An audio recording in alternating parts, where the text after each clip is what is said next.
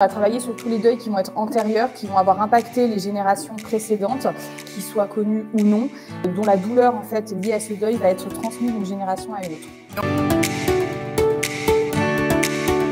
Est-ce que la psychogénéalogie est uniquement liée au passé des ancêtres ou elle peut aussi aider à comprendre nos relations actuelles avec nos proches? Alors en psychogénéalogie, on travaille sur la base du présent dans un premier temps. La personne, elle vient avec une problématique qui est actuelle, qui la freine dans sa vie tous les jours, qu'elle soit professionnelle ou personnelle. Et ensuite, on va chercher dans l'histoire familiale les similitudes afin de comprendre d'où peuvent venir tous ces différents blocages. Et quels signes comporte un deuil familial qui ne nous appartient pas? Il peut y avoir différents signes, ça peut être physique, ça peut être psychique, physiologique. Donc on peut avoir une incapacité à avancer dans ses propres deuils, difficulté à entrer en relation avec les autres, une profonde tristesse qu'on n'arrive pas forcément à expliquer, un manque de joie, des angoisses, des insomnies, des cauchemars. On peut s'interdire aussi tout plaisir dans la vie et ça peut même aller jusqu'à des douleurs physiques sans cause médicale avérée, bien entendu. Juste pour repréciser, donc la psychogé, c'est pas forcément par un deuil qui est récent, quoi. C'est ça, en fait, on va travailler sur tous les deuils qui vont être antérieurs, qui vont avoir impacté les générations précédentes, qu'ils soient connus ou non, dont la douleur en fait liée à ce deuil va être transmise d'une génération à une autre. Et on entend souvent, il faut laisser le temps au temps. Qu'est-ce que toi, tu penses de cette idée? Alors le temps, c'est évidemment un allié dans le processus de deuil. Cependant, ça fait pas tout. Le deuil, il y a des étapes par lesquelles on doit passer, qui sont répertoriées dans une courbe. Dans cette courbe, en fait, on doit passer par le déni, par la colère, par la tristesse, pour aller vers l'acceptation et ensuite l'intégration. Si ce cheminement, il n'est pas fait correctement, si on stagne dans une étape, si on fait des allers-retours entre deux étapes, même si le temps passe, au final, on restera avec la même émotion aussi forte que lorsque le décès de la personne est survenu. Il faut passer par ce process-là, en plus du temps. Et si on n'a pas accès à l'histoire complète de sa famille, est-ce que ça peut quand même aider? Par exemple, si on n'a plus de contact avec certains proches. Alors oui, il n'y a aucun souci avec ça parce qu'en fait, il y a différentes portes d'accès en psychogénéalogie. On passe aussi bien par la fonction familiale et par des outils basés sur le ressenti que par de la généalogie pure. Et le gros avantage maintenant, c'est qu'on a beaucoup d'infos qui sont disponibles en ligne grâce aux archives départementales, aux archives militaires. Et du coup, ça peut permettre de reconstituer l'histoire de notre famille sans forcément avoir accès aux données de par nos proches. Est-ce qu'on peut être impacté par le deuil d'un ancêtre qu'on n'a pas connu, dont on ignore même l'existence? Oui, parce qu'en fait, ce qui va être transmis, c'est les émotions qui sont liées en fait à ce deuil. À partir du moment où en fait on n'a pas pu l'élaborer, c'est-à-dire qu'on n'a pas pu faire les étapes dont j'ai parlé. À l'époque, en plus, ça se faisait peu parce qu'il n'y avait pas cette ouverture-là d'esprit et la place pour ces ressentis-là. Il y avait aussi d'autres raisons. Ça pouvait être la honte, le secret, le non-dit, protéger les proches. En fait, du coup, le deuil il reste en suspens. Et c'est cette charge émotionnelle qui va descendre d'une génération à une autre.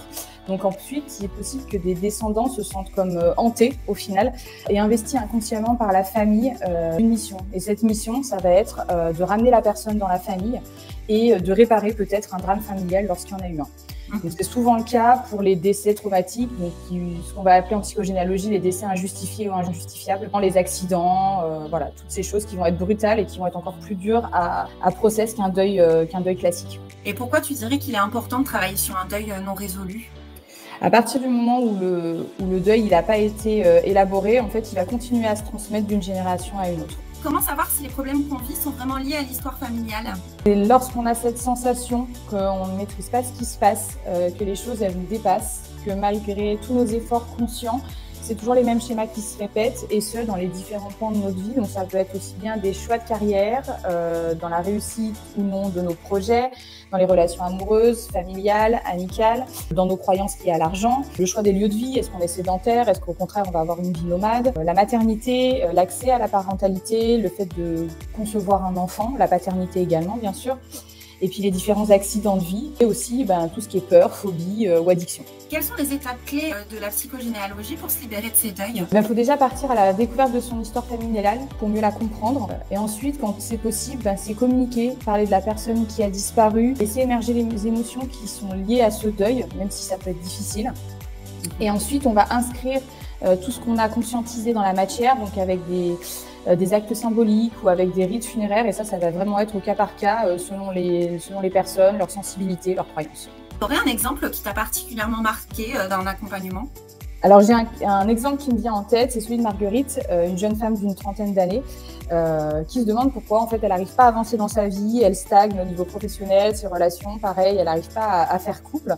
Et elle se demande aussi pourquoi elle porte un prénom si ancien alors qu'elle est quand même très jeune. On est parti à la découverte de son histoire familiale et en fait, dans son arbre, il se trouve qu'il y a 2 autres Marguerites. Donc, il y a une grande-tante qui porte Marguerite en second prénom et il y a aussi une arrière-grand-mère qui s'appelle Marguerite. Creusant, la première Marguerite découvre que cette grand-mère Marguerite, en fait, s'est suicidée et que personne ne l'a jamais accepté, en fait, ce décès traumatique, ni son mari ni ses 2 filles, donc la grand-mère de Marguerite. Dans ce cas-là, le fait de lui donner ce même prénom, ça va au-delà de l'hommage à la personne qui est décédée. C'est une manière aussi inconsciente de continuer à la faire vivre, cette arrière-grand-mère, parce que son deuil, il n'a jamais pu être fait.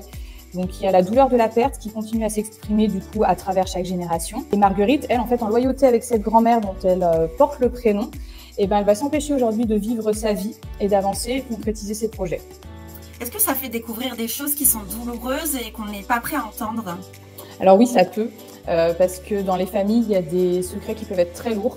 Dans certains cas, ça peut être vraiment bénéfique, voire indispensable, d'être accompagné en parallèle par un psychologue ou un psychothérapeute, parce qu'en effet, ça peut soulever des choses très difficiles. Et ça peut être utile même si on ne ressent pas de problème particulier dans notre vie? Oui, parce que c'est toujours intéressant de comprendre son bagage transgénérationnel au final, parce que ça permet de voir ce que l'on porte de nos ancêtres. Et à partir du moment où on comprend plein de choses, ça permet de transformer aussi, de comprendre ses agissements, ce qu'on met en place aujourd'hui dans nos vies, est-ce qu'on en a vraiment besoin, est-ce que ça nous appartient, et de transformer en fait au final tous ces héritages pour avancer pleinement, mais libre et épanoui pour nous.